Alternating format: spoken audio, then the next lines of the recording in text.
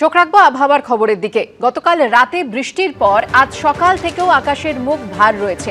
আজ দিনভর কয়েক দফা বৃষ্টির সম্ভাবনা রয়েছে। বিস্তারিত জানবো, সরাসরি চলে যাব আমাদের প্রতিনিধি সুকান্ত মুখোপাধ্যায়ের কাছে। সুকান্ত, এই আবহাওয়া কতদিন বজায় থাকবে, কি বলছে আলিপুর আবহাওয়া দপ্তর?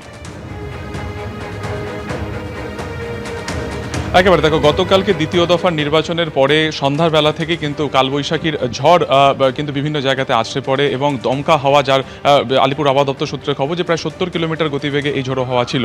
এবং গতকাল মধ্যরাত পর্যন্ত সন্ধ্যা থেকে যে বৃষ্টি হয়েছে সেটা প্রায় 54 মিলিমিটারের মতন। ফলত এই জায়গা থেকে গতকালকে রাত্রে তাপমাত্রা এক ধাক্কায় প্রায় 6 ডিগ্রি নেমে সর্বোচ্চ তাপমাত্রা কিন্তু সেক্ষেত্রে ছিল যে 20 ডিগ্রি সেলসিয়াস। এবং এই যে আবহাওয়া সেটা আগামী রবিবার পর্যন্ত থাকবে। সোমবার রেজাল্ট, তার আগে রবিবার পর্যন্ত কিন্তু এই একই রকম বিভিন্ন জায়গাতে বিক্ষিপ্ত থেকে মাঝারি বৃষ্টি এবং কোথাও মাঝারি থেকে অতি ভারী বৃষ্টির সম্ভাবনাও রয়েছে।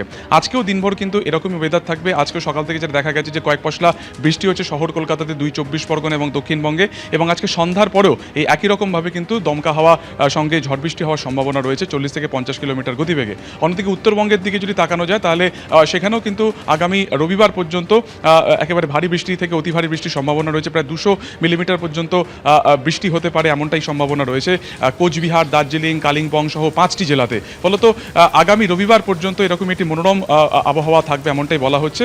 এবং প্রত্যেক দিনই কার্যত কিন্তু একেবারে সকাল থেকে এরকম ক্লাউডি বা এরকম মেঘলা আকাশ থাকলেও সন্ধ্যার পর থেকে কিন্তু ঝোড়ো হাওয়া সহ বৃষ্টির একটা সম্ভাবনা থাকছে। ফলত রবিবার পর্যন্ত এরকমই ওয়েদার থাকবে এবং এই কয়েকদিন যাবৎ ধরে যেরকম গরম ছিল তা থেকে কিছুটা স্বস্তি অবশ্যই পেয়েছে শহর কলকাতা এবং গোটা রাজ্যের মানুষ। ধন্যবাদ সুকান্ত।